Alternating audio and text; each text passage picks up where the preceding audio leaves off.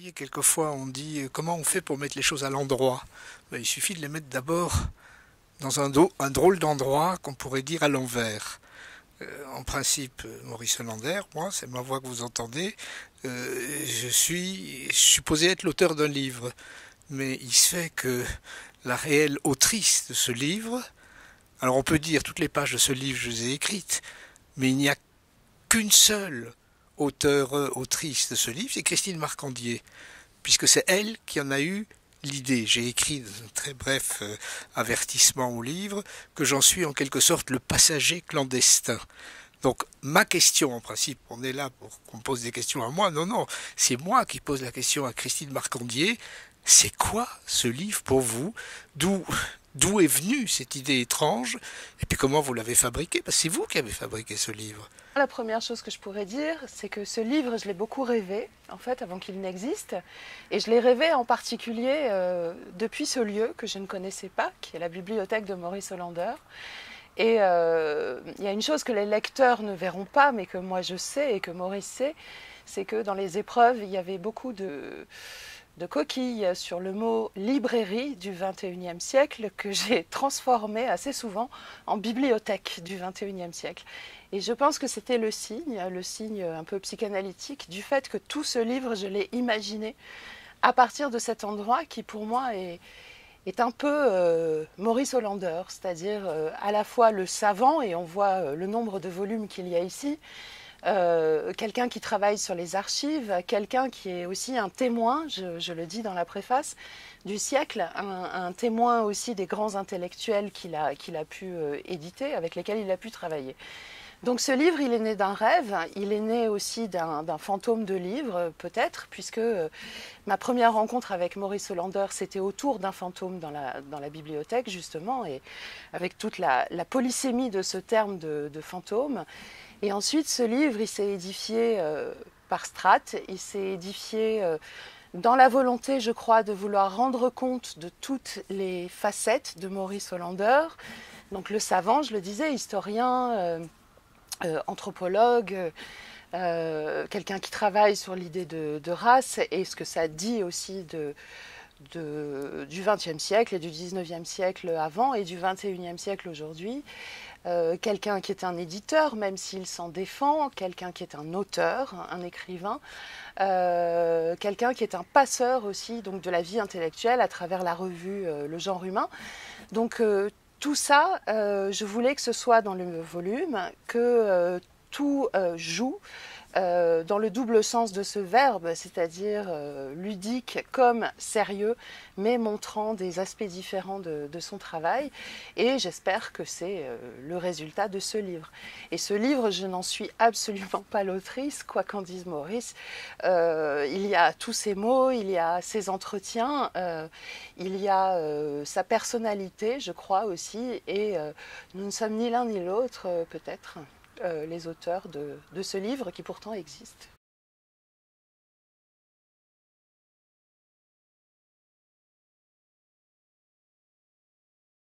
Vous savez que quand on parle, quand on pense, enfin, l'être humain, on fabrique des histoires. Au fond, on se fabrique des autofictions avant même que le mot n'existe. Et donc votre question, comment dire, supposerait d'une certaine manière que le livre ait existé avant d'avoir existé, ce qui n'est pas le cas. On vient d'entendre Christine Marcandier dire comment elle l'a conçu.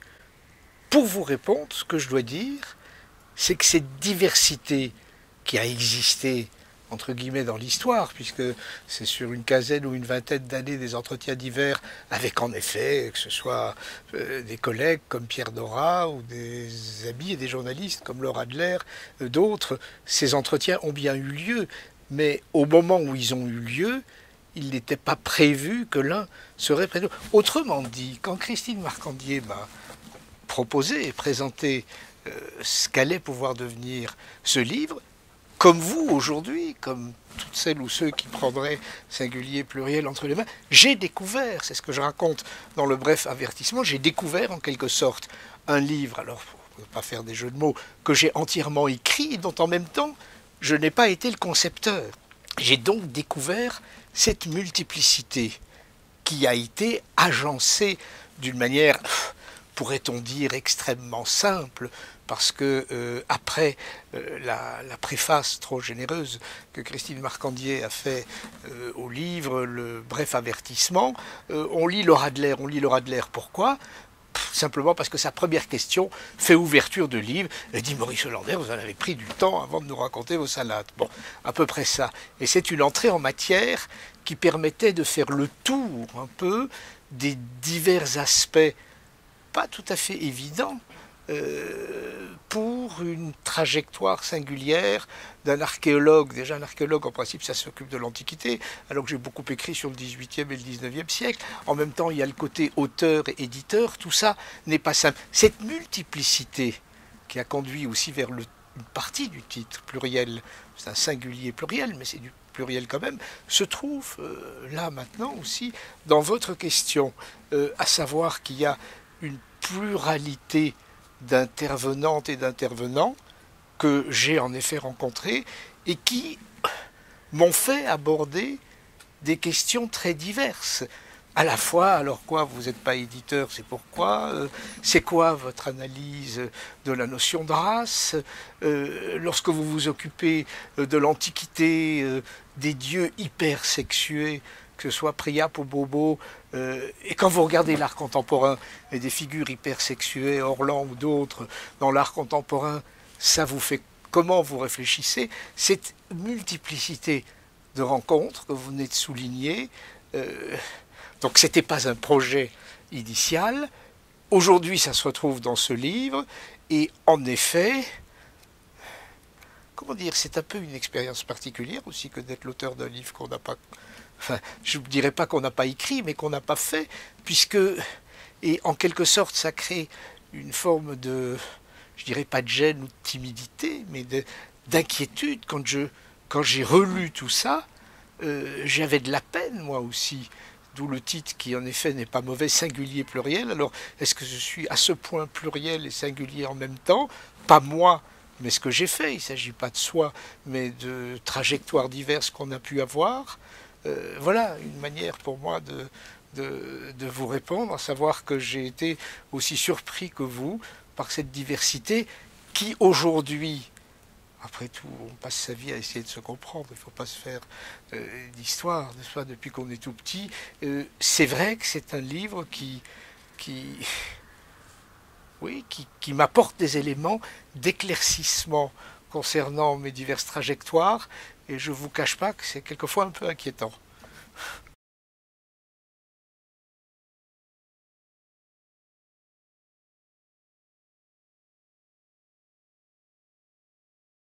Pour ce livre-ci, singulier pluriel, comme pour un fantôme dans la bibliothèque, plus autrement que pour les langues du paradis ou races sans histoire, qui sont quand même des traités de travail, je dirais plus, et presque d'érudition.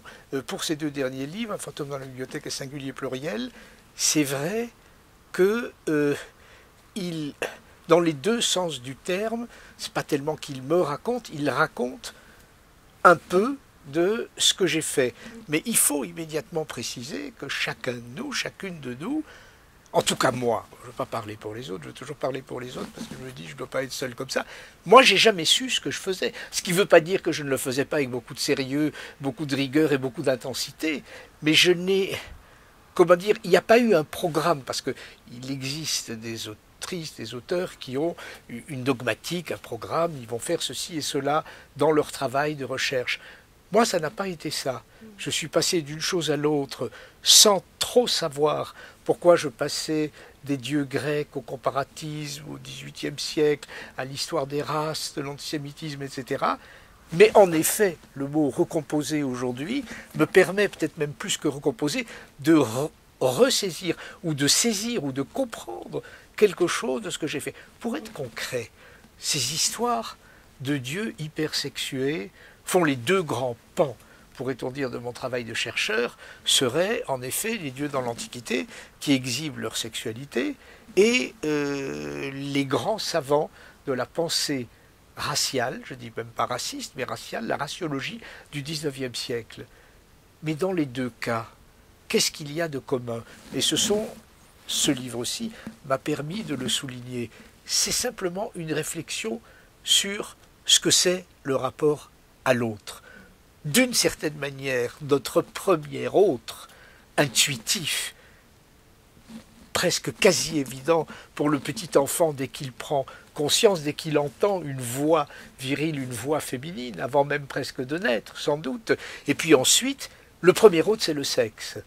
Lorsque le sexe des dieux devient pour moi un objet de recherche et de réflexion sur qu'est-ce qu'on raconte dans une société lorsqu'on exhibe le sexe d'une déesse ou d'un dieu, ma question est d'abord, c'est quoi cet autre-là? À la fois cette autre civilisation où on montre le sexe des dieux, ce qui n'est pas tout à fait le cas chez nous aujourd'hui, et c'est quoi la sexualité lorsqu'elle est mise en scène, lorsqu'elle est mise en figure dans des œuvres d'art? Un autre qui a été créé à la période moderne, c'est l'autre par la race. Donc on peut voir là, et je vous dirais que quand on sait que les langues du paradis, c'est la race comme langue, comme chez Renan, il peut y avoir un trio ou un quatuor, tout ce qu'on veut, où il y a du sexe, de l'altérité, mais l'altérité se décline par la langue. Vous avez une autre langue, vous avez une autre religion, vous êtes d'une autre nation. Alors, lorsqu'on met bout à bout ces diverses choses, on voit qu'à travers des sujets qui sont dans leur contenu très différents, on est, si je peux dire, et sans mauvais jeu de mots, dans une même mélodie. Je prends un seul exemple que j'aimerais bien ne pas développer parce que ce sont des chapitres courts dans le livre.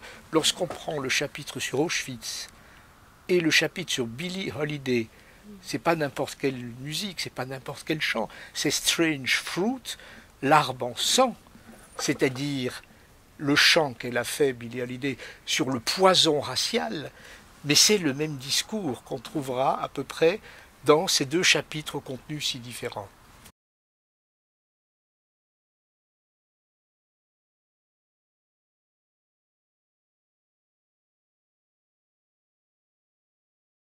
Peut-être aussi un fantasme d'enfance très simple, c'est que quand, je dis bien un fantasme, puisque je suis né en 1946, personne n'a jamais voulu, en tout cas explicitement, m'assassiner. Mais lorsque vous pouvez avoir peur, pour une raison de naissance, ne parlons pas de race, parlons, puisqu'on parlait de sexe. Vous savez, sexe et race, ce couple sémantique, en allemand, en grec et tout, pendant plusieurs années, j'ai fait des séminaires aux hautes études sur sexe et race. Mais lorsqu'on est né femme et qu'on peut avoir peur dans son corps, et on le sait, c'est banal, ça a été beaucoup dit, écrit ces dernières années, de marcher dans une rue le soir, le fait de pouvoir fuir ou disparaître ou être mobile est une condition de survie. Lorsque quelqu'un veut vous attraper, vous prendre, vous faire du mal, le fait de pouvoir lui échapper, comment est-ce qu'on échappe? Pas en s'immobilisant, mais en fait. Donc le mouvement que vous indiquez, longtemps avant quelques réflexions conscientes que ce soit pour moi, m'a toujours paru une condition de survie. Et puis on m'a toujours raconté, puis il suffit de lire les livres pour le savoir, que ce soit Lévi-Strauss ou d'autres, les gens entre 40 et 45, quand ils étaient nés dans une famille qu'ils n'avaient d'ailleurs pas choisie, pour survivre, ils prenaient un bateau, enfin il fallait qu'ils filent, qu'ils partent, qu'ils soient mobiles. Ceux qui ont été, comme les parents de Vidal-Naquet, immobilisés, eh bien, ils y sont passés, pour dire les choses brutalement.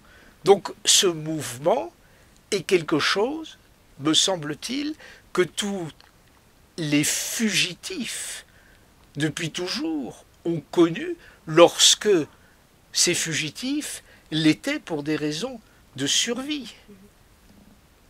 Que ce soit devenu, heureusement, je dirais, pour moi dans ma vie, quelque chose d'entièrement métaphorique, mais qui fait peut-être que je ne suis pas devenu simplement l'archéologue ou le philologue que j'aurais pu être, à passer toute ma vie à travailler sur telle ou telle virgule, avec beaucoup de respect, je le dis, comme l'ont fait un grand nombre de savants, mais que j'ai immédiatement eu besoin, en même temps que de m'occuper de la période hellénistique et des Grecs et des Romains, de m'occuper du XVIIIe et du XIXe siècle, je dirais que, vous le savez, j'étais à Paris, Pierre Vidal-Naquet s'occupait de la guerre d'Algérie, était un spécialiste de Clisthène. Mes modèles, ils étaient tout près de moi. Jean-Pierre Vernant ne tenait pas que des discours sur la mythologie grecque.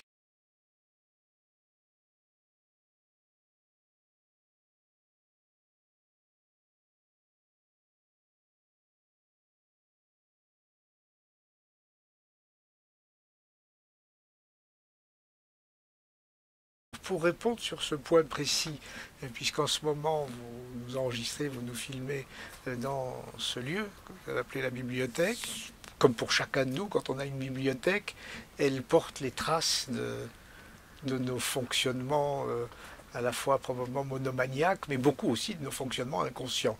La raison pour laquelle on mettrait la littérature anglaise ou allemande ou grecque ou latine, suivant qu'on l'a, ou italienne ou portugaise, dans tel endroit, dans telle géographie, à gauche ou à droite. Moi j'ai toujours eu tout près de moi les amis poètes et en même temps les textes grecs et latins. Pourquoi? Alors que les poètes sont des contemporains, et mes contemporains, souvent des amis heureusement encore vivants. Comment ça fonctionne? Alors, je dis un mot de la bibliothèque qui va me conduire vers la collection, la librairie du XXIe siècle. Probablement, mais c'est un peu comme ce qu'on a dit pour les livres. C'est aujourd'hui, en vous attendant, je me suis dit, mais qu'est-ce que je vais pouvoir leur raconter? C'est pas évident, dans ce lieu où personne ne rentre. Au fond, aujourd'hui, pour moi, je ne dis pas à l'origine, ceci n'est pas une bibliothèque, non pas pour jouer au titre très célèbre, mais c'est une installation. Une installation dans la mesure où les livres, les papiers, les dossiers sont installés au fur et à mesure en couche archéologique, parce que là, dans un endroit, il y a tout un massif monétaire, parce que j'ai travaillé sur les mots et la monnaie, qu'ailleurs, il y a en effet tout ce que j'ai pu faire sur les langues du paradis, la raciologie, l'extrême droite. Bon, mais tous ces lieux-là se sont assemblés au fur et à mesure des nécessités du travail, et je n'ai jamais eu jusqu'aujourd'hui, c'est assez difficile quand on veut retrouver un livre quelquefois, le besoin de les classer, comme si il était nécessaire pour moi de vivre sans cesse dans la mémoire que ce qui est le cœur même d'une culture et d'une civilisation n'est plus quelque chose qui nous protège de quoi que ce soit. Si on va très très vite et d'une manière, pardon, très presque arbitraire, la royauté, il n'y a pas si longtemps, 1789, était de droit divin. Lorsqu'on coupe la tête d'un roi, on voit bien que ce n'est plus un dieu. Dieu est mort. Ensuite, on nous a raconté que les civilisations sont mortelles. Ce que je raconte un peu dans Singulier Pluriel, à travers notamment ce texte sur Billie Holiday, mais aussi Auschwitz ou d'autres sujets, c'est que les génocides du XXe siècle nous ont appris que la mort elle-même pouvait disparaître. Or, ce qui nous caractérise, nous, comme êtres humains, c'est ce que, dans les vieilles langues, on appelait « nous sommes des mortels ». Un mortel, c'est quelqu'un qui naît, qui se déploie, et puis qui meurt. À partir du moment où la mort elle-même vous est arrachée, soit parce qu'on vous assassine et que vous êtes un bébé pour être né dans une famille plutôt qu'une autre, soit parce qu'on efface même toutes les traces de la mort, c'est la mort elle-même qui est arrachée à l'imaginaire humain. Partant de là, il me semble que, lorsque j'essaie de comprendre pourquoi cette bibliothèque est devenue comme ça, je me dis simplement parce que j'étais incapable de croire à l'alphabet. J'étais incapable de mettre les livres en bon ordre et hop, je cherche quelque chose, je le retrouve, je le maîtrise. Le rapport de maîtrise au savoir, à la création, le rapport de maîtrise à la culture me paraît pour moi aujourd'hui quelque chose d'impossible. Votre question portait, je ne l'ai pas oublié, sur la librairie du XXIe siècle. C'était le rêve de pouvoir proposer quelque chose qui serait, pardon pour ce mot très ancien, une culture, que je n'appellerais pas culture générale, une culture en général. Le rêve qu'on pourrait, dans un même lieu, trouver des savoirs qui sont des savoirs spécifiques, comme l'histoire ou d'autres formes de savoir, mais aussi de la poésie, mais aussi de la littérature, aussi de la musique, aussi de la peinture, c'est-à-dire tout ce qui compose le spectre large de ce à quoi on peut aspirer pour essayer de se déployer dans l'existence. Le cinéma, bien sûr, dont vous vous occupez beaucoup à Diacritique aussi. Et très bien, puisque je découvre grâce à vous des séries que je ne connaissais pas, on voit qui est l'auteur de ces pages. Donc, que ce soit la collection ou la bibliothèque où nous nous trouvons, c'est certain qu'il y a quelque chose de la trace du XXe siècle qui se retrouve ici.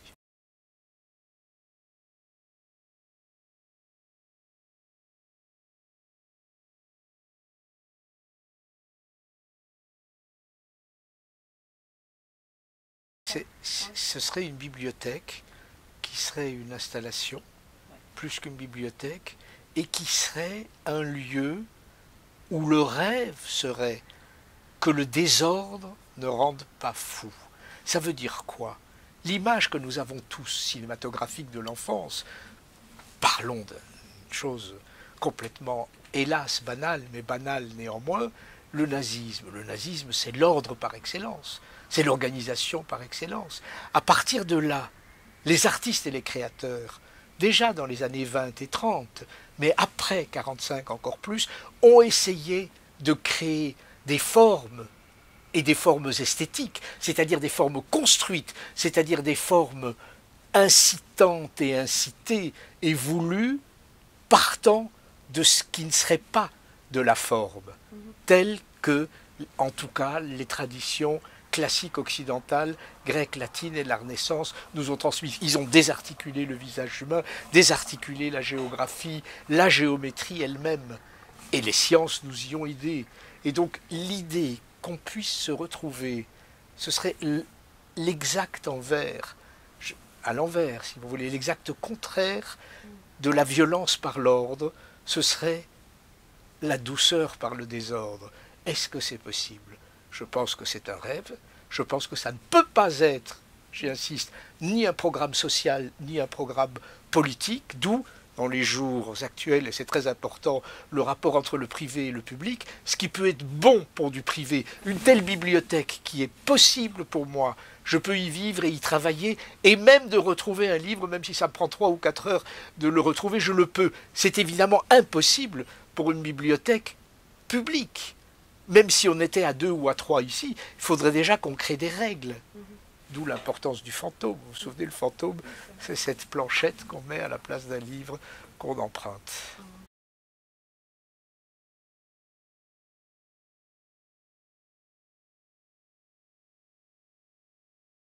C'est-à-dire qu'on a très très peur du totalitarisme.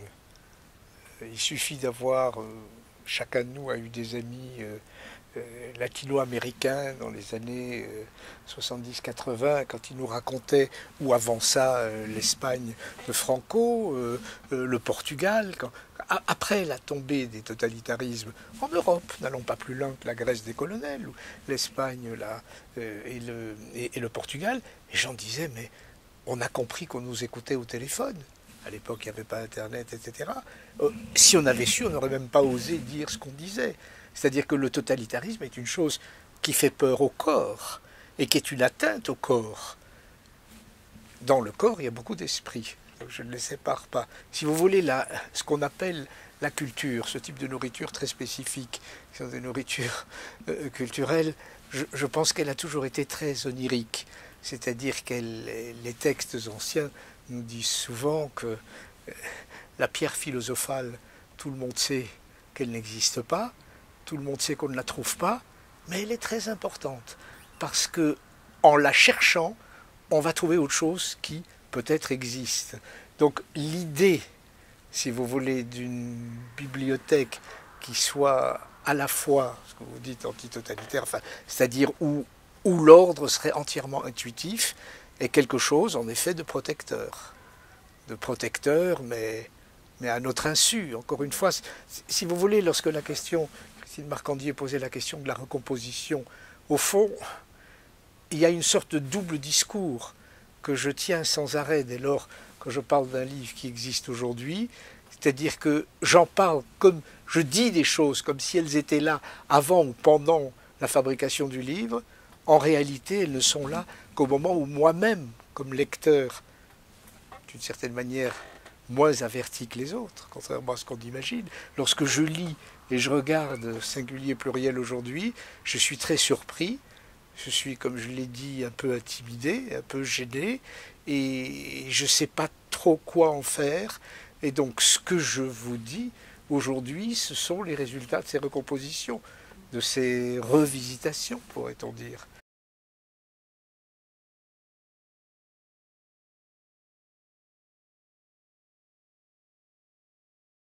D'une certaine manière, toute la difficulté, si vous voulez, que nous avons, mais d'une manière générale dans nos existences, et la politique c'est ça aussi, c'est notamment, pas seulement, mais le passage de l'oral à l'écrit. Lorsqu'une femme ou un homme politique vous fait rêver et vous allez voter pour lui ou pour elle, une fois que les choses sont mises sur le papier, c'est-à-dire qu'elles deviennent, qu'elles se durcissent, elles deviennent souvent différentes de ce dont on a rêvé. Et d'une certaine manière, le fait d'être seul avec ses livres et en train de travailler permet de réaménager et de remobiliser tout le temps son rapport au savoir et à sa propre curiosité, un peu comme lorsqu'on parle, ou un peu lorsqu'on est même dans un rapport, puisque c'est un des chapitres du volume parle aussi de séduction, un peu lorsqu'on est dans un rapport de rencontre et de séduction avec autrui, où on dit une chose, où l'autre répond, où on répond à la réponse, pas tellement nécessairement conduit par ce qu'on pense, ou pas seulement par ce qu'on pense, mais par le désir que l'on a d'être entendu et vu par l'autre. Puisque dans la rencontre, s'il n'y a pas de plaisir, s'il n'y a pas ce qui peut plaire en l'autre, c'est-à-dire quelque chose de soi que l'on va reconnaître chez l'autre, mais il n'y aura pas de rencontre.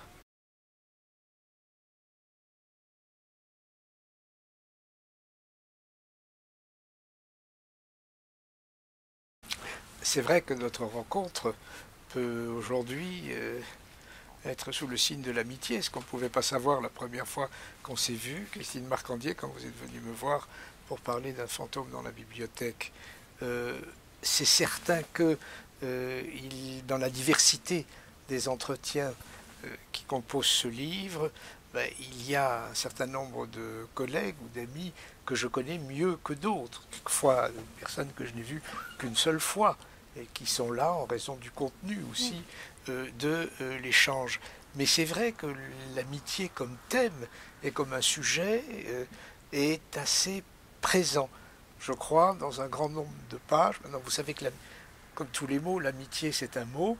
Euh, Hier, en m'interrogeant sur ce que j'avais fait avec l'amitié, pas seulement dans ce livre, mais d'une manière générale, puisque j'ai beaucoup dit que la collection s'est déployée en demandant des livres à des amis, j'ai repris l'éthique à Nicomaque d'Aristote, les livres, si je ne me trompe pas, 7 et 8.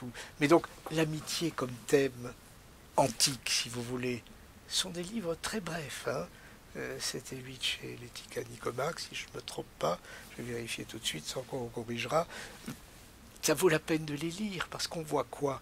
On voit que l'amitié est à la fois le corps, l'intuition, la nécessité de l'enfance, et très vite c'est la confiance que l'on a dans autrui, et très vite l'amitié est un thème politique. Il n'y a pas de société sans amitié, avec tout ce qu'il peut y avoir comme rêverie chez Aristote.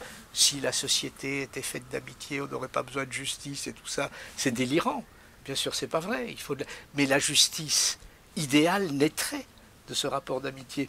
Donc c'est en effet un thème très, très puissant, d'autant plus puissant qu'on en rêve, je dirais, parce que très vite, pardon d'évoquer les textes anciens, mais on est nourri par ça aussi, les gens vous disent il ne faut pas non plus confondre l'amitié avec l'intérêt. Lorsqu'on s'approche de quelqu'un en se disant tiens ça va me rapporter ça et ça et ça et ça, est-ce que c'est encore de l'amitié et comment? Ce serait un bel objet de colloque qu'on ne va pas tenir aujourd'hui ici.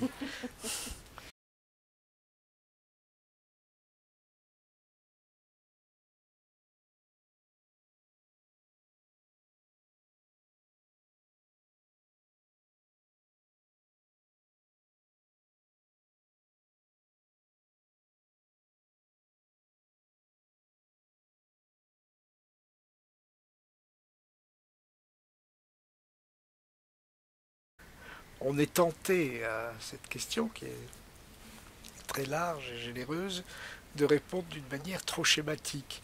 C'est vrai que si je passe dans les siècles précédents, vous avez nommé Spinoza, j'ai envie de dire, surtout à une population plus jeune, on peut, je ne dirais pas on peut lire sans comprendre, mais on peut lire sans tout savoir de ce qu'on lit. Évidemment, j'ai jamais été un spécialiste de Spinoza, j'ai pas fait des études de philo, j'ai pas passé des examens ou fait des épreuves à propos de Spinoza. J'ai lu Spinoza, probablement en me trompant, mais peu importe, en me trompant, je veux dire, en comprenant de travers, mais peu importe, comme on écoute une musique, comme on regarde de la peinture. De la même manière, Nietzsche ou Pascal. Pour les contemporains, Pérec, c'est très singulier. C'est un homme que j'ai connu à la fin de sa vie, qui est mort extrêmement jeune. Il avait à peine une dizaine d'années de plus que moi. Il pourrait encore être là aujourd'hui avec nous en 2020. Donc, alors il est mort il y a bientôt 40 ans, n'est-ce pas? Donc, alors, parmi les proches ou les auteurs que j'ai connus, il y a évidemment ceux avec lesquels j'ai travaillé, Nicole Laureau, Marcel Détienne, Vidal-Laquet, Verlan. Disons qu'il y a... Ce qui m'a toujours frappé, c'est qu'on pouvait en même temps être entièrement matérialiste, c'est-à-dire dans un rapport de savoir objectif, et en même temps ne pas être dans une dogmatique positiviste. Alors, pas que je développe trop parce que ça prendrait trop de temps, mais donc on peut être dans un rapport à l'objet d'une manière rigoureuse et en même temps ne pas tout réduire à cet objet. C'est sûr qu'une œuvre énorme comme celle de Claude Lévi-Strauss nous montre qu'on peut être autant dans de la raison que du sensible. Et c'était bien sûr son rêve, et vous savez que dans les grandes classifications du savoir occidental, on pose ça souvent du côté de Diderot, autrement chez Rousseau, mais au XVIIIe siècle beaucoup.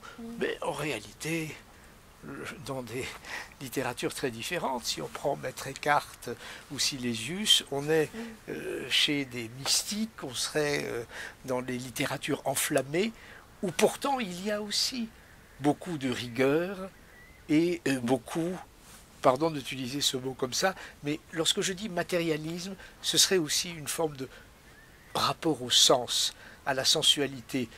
Peut-être qu'un des axes très intuitifs, comme vous voyez, c'est pas en savant là que je parle, du peu que j'ai essayé de faire ou de comprendre, serait,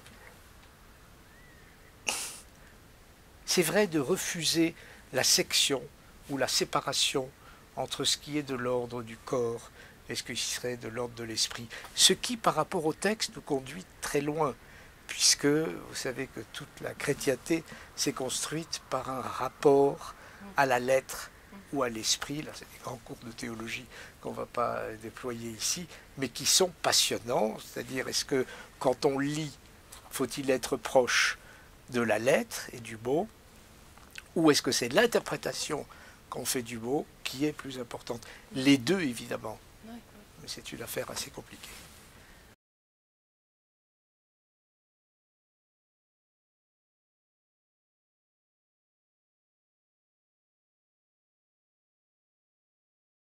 Je pense que la question de l'oubli est très importante que vous avez posée, parce que les gens imaginent que la mémoire, c'est ce dont on se souvient.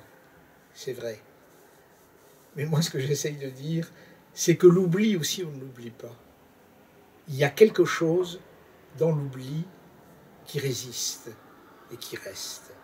Et ce couple mémoire-oubli, ils fonctionnent ensemble. C'est probablement, si on retrace le schéma un peu de la manière, je dirais, de chanter ou de muser les choses, c'est probablement le désir, une fois de plus, d'être attentif à ce qu'on ne maîtrise pas.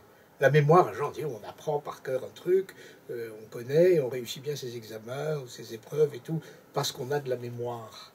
Ce que j'essaye de dire, c'est que la bonne mémoire, elle doit être percluse, transfusée de beaucoup d'oubli qui va enrichir cette mémoire. Mais cela suppose un usage ni répressif, ni maîtrisé de cette mémoire, puisque cette mémoire contient de l'oubli. Une fois de plus, on voit combien, je dirais, pas la pauvreté, mais la restriction de tout ce que je dis, c'est que ce qui peut être bon pour un usage intérieur, pour une méditation personnelle, voire à 2 ou à 3 amis, ou à quelques-uns qui se choisissent entre eux simplement parce qu'ils s'entendent bien, c'est pas du tout une élite, peut être catastrophique dès lors que ça devient collectif et public. Il n'est pas question d'imposer de l'oubli public. C'est jamais de ça qu'il s'agit, ni de créer de l'amnésie. Par contre, d'observer de près, d'être attentif au fonctionnement de la mémoire, empêche, je dirais, de jeter l'oubli aux poubelles de l'histoire. Je ne sais pas comment dire les choses autrement.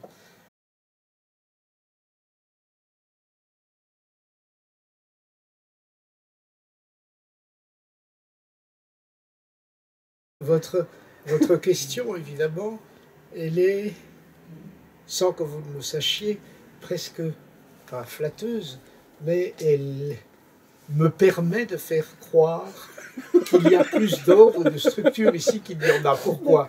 Parce qu'il s'agit de 2 volumes de la série Le genre humain. Et donc, le lieu que vous avez pointé là est un lieu où, à l'origine, je mettais les volumes du genre humain au fur et à mesure qu'ils sortaient. Mais comme cette revue va bientôt, elle est née en 81, avoir 40 ans, ah ben, ils ne peuvent plus tous être là. Donc il y en a quelques-uns qui restent, à la fois en fonction du moment où ils ont été publiés, et probablement, en effet, cette installation dont vous parlez. Une autre image pour l'installation serait, mais il faut bien se souvenir que tout ça c'est du rêve, c'est que de la même manière qu'un peintre, jamais n'importe comment, un peintre comme ça s'est fait depuis le milieu du XXe siècle, qui prend des couleurs et qui les jette et qui les assemble, il fait absolument pas n'importe quoi, et en même temps il essaie de donner une forme à l'intuition créatrice. Bien, imaginez qu'une bibliothèque serait un lieu où à la fois, en effet, là, j'ai les corpus de textes latins avec les corpus de Priapé, c'est un corpus du 1er siècle de l'ère chrétienne, où il y a les poèmes dédiés au dieu Priape. Bon, ils sont ensemble, il faut que je puisse les retrouver. J'en ai d'autres dans l'autre pièce aussi, d'autres éditions savantes, etc. Et en même temps, il y a Turgot et les œuvres complètes de Turgot juste en dessous. Ça fout quoi là? En même temps, c'était parce qu'à un moment, je travaillais sur Turgot, que ce sont des gros volumes, il y en a 5, et que je ne les ai pas déplacés ailleurs, et qu'en même temps, il y a une sympathie, en tout cas pour les théories monétaires de Turgot, en tout cas pour ses théories les plus poétiques, puisque je ne suis pas économiste ni financier, qui fait que je les laissais là, comme ça, à proximité. Donc il y a, ce serait un peu comme un choix de coloris, ou pour un compositeur, un choix de sonorité, même assonante, qu'on disposerait alors les unes aux côtés des autres, ou qu'on articulerait, si on arrive à les articuler, les unes par rapport aux autres. C'est ça l'idée de l'installation.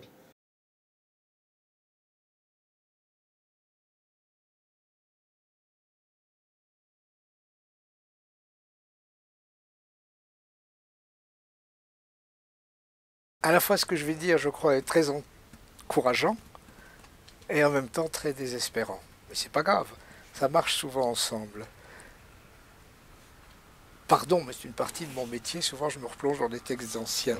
On se comprend. Vous savez, c'est des choses qu'on lit peu et on a tort. Si on prend des gens comme Cicéron ou Quintilien et qu'on regarde, alors les avocats à l'époque qui connaissaient ça, qu'on regarde leurs textes sur l'art oratoire.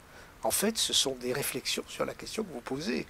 Comment faut-il utiliser dans un prétoire, en politique, dans la cité, en privé, en public, tel ou tel mot, des formes extrêmes, sémantiques, est-ce qu'elles sont utiles ou pas? Alors, chez ces gens-là qui étaient très intelligents, ils vous disent des choses très actuelles. Ils vous disent, c'est étonnant quand même, ces responsables politiques qui disent absolument n'importe quoi d'une manière irresponsable, et en démocratie ça marche, les gens votent pour eux. Et ils rajoutent, eux qui n'avaient pas lu Freud, mais on oublie que le public adore entendre dire par la bouche d'autrui ce que lui-même ne voudrait même pas prononcer parce qu'il sait que c'est vilain. Alors ça, c'est quand même une analyse très intéressante. Ça veut dire que dans le public, il y a des gens qui savent ce qui est bienséant et où est la pudeur, mais que leur plaisir est de voir d'autres se défroquer. Et Trump est un bon exemple pour ça. Et on vote pour lui parce qu'il ose faire ce que nous-mêmes on n'oserait pas faire.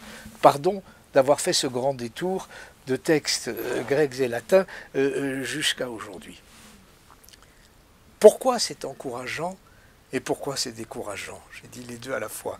Parce que ce que j'avais fait avec un certain nombre d'amis, on a fait en 93 et repris après l'appel à la vigilance, dont il est beaucoup question dans singulier pluriel. C'est-à-dire que cette attention aux mots dont vous parlez, elle est très ancienne dans la littérature.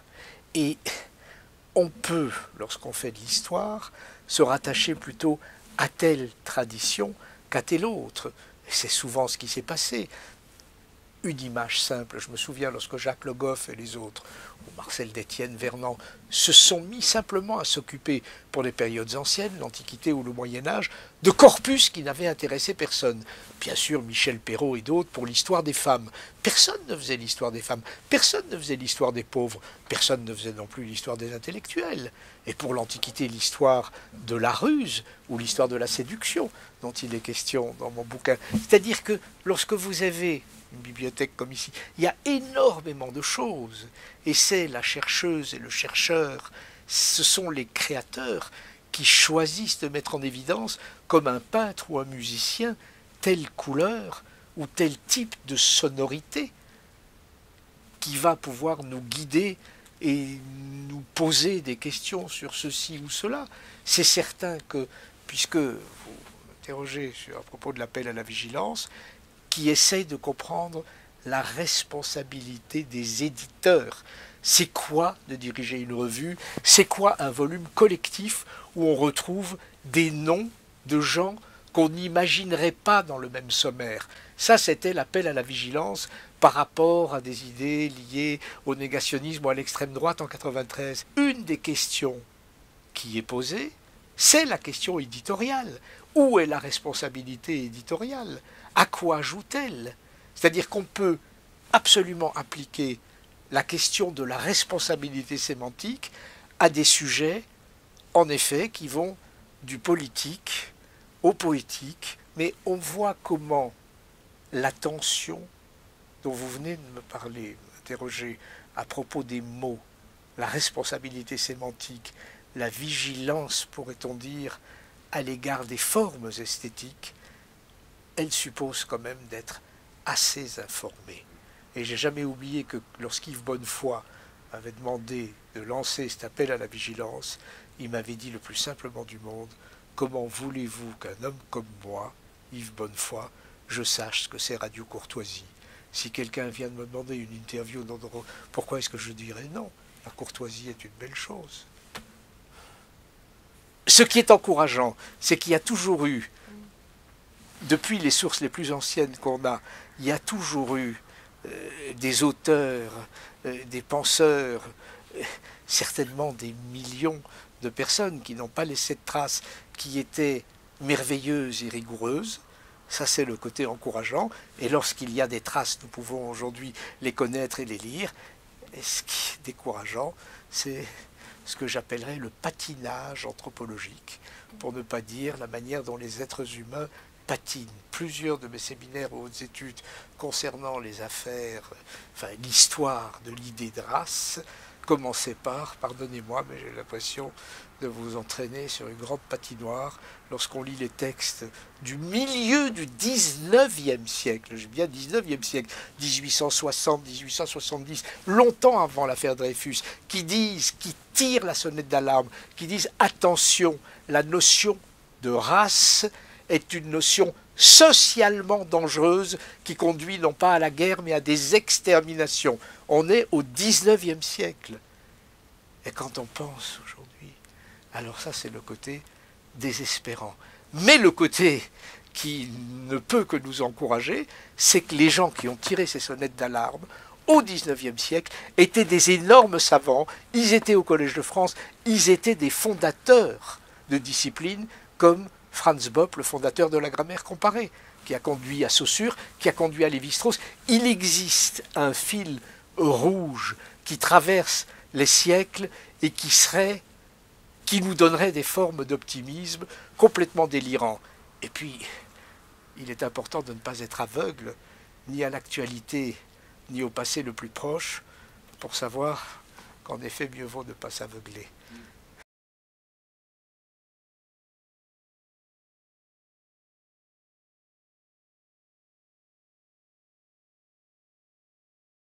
Merci pour la question du funambule. Ouais. En voyant que vous alliez vers du lexique, et comme j'avais le petit Robert, le simple petit Robert, ça aurait pu être le petit Larousse aussi, sous la main, alors je regarde funambule, vers 1500, du latin funambulus, de funis, la corde, et ambulare, marcher. Personne qui marche, qui danse sur la corde raide. Alors en effet, tout ça c'est mal vu, acrobate, danseur, etc. Alors pourquoi funambule ou pas? Je comprends que quelqu'un qu'on puisse dire mais non, c'est pas un funambule, regardez tout ça, ça tient la route. Et je peux assumer que ça tienne la route, parce que ce serait insultant à l'égard de tous mes amis que j'ai eu la chance de publier, que dire que des centaines de livres qui sont là au seuil aujourd'hui, dans la librairie du XXIe siècle, ne tiennent pas la route. Si, ils tiennent la route. Mais ils ne tiennent pas n'importe quelle route. Peut-être qu'ils tiennent une corde qui n'est pas tout à fait raide et qui demeure fragile. Peut-être que je peux à la fois, mais ça ne vous étonnera pas, quand on lit ce que je fais, revendiquer d'être et de n'être pas en même temps funambule, de ne l'être pas dans la mesure où je souhaite, comme chacun de nous, comme quand je prépare à manger, j'aime beaucoup cuisiner, que ce qui arrive en fin de compte soit comestible, et en même temps, quand je fais à manger, j'ai quelques problèmes avec les recettes. Je n'aime pas prendre un livre de recettes, alors que la culture est faite de recettes et de stéréotypes. J'ai un problème avec cela, avec les recettes. Mais simplement parce que peut-être que l'histoire m'a fait naître d'un côté où les codes et les recettes étaient des choses périlleuses, et j'ai voulu m'en protéger. Mais vous voyez, funambule, au moment où je savais que vous alliez arriver, je me suis dit, mais qu'est-ce que je vais leur raconter dans une bibliothèque qui a été, sans que je m'en aperçoive au fil du temps, fabriquée par un archéologue. Après tout, les seules études que j'ai faites sont des études d'archéologie, grecque et latine, et aussi des études de préhistoire. Je me suis dit qu'il n'est pas impossible, m'est venue cette idée saugrenue, qu'en ce moment même, nous soyons dans un lieu plein de livres et de papier, bon c'est assez banal pour une bibliothèque, mais que nous soyons dans un lieu qui est la pointe chronologique, la plus avancée et peut-être ultime de ce qui apparaît avec les premières tablettes d'argile, avec les premières écritures, les premiers alphabets sur un support fixe et dur. Je veux dire quoi? Qu'à l'ère du numérique, qu'à l'ère où les supports sont devenus immatériels, une bibliothèque, en effet, est un lieu de fantôme complètement onirique, puisque, oui, d'une certaine manière, c'est la dernière étape de ce que l'on sait pour la préhistoire. Je dis la dernière étape parce que nécessairement, à partir déjà d'aujourd'hui, nous avons des bibliothèques numériques, c'est-à-dire sur support immatériel, alors qu'ici, mis à part mon petit ordinateur, qui a pas mal de supports immatériels aussi, nous sommes encore entourés de papier, qui est quand même une chose très périlleuse.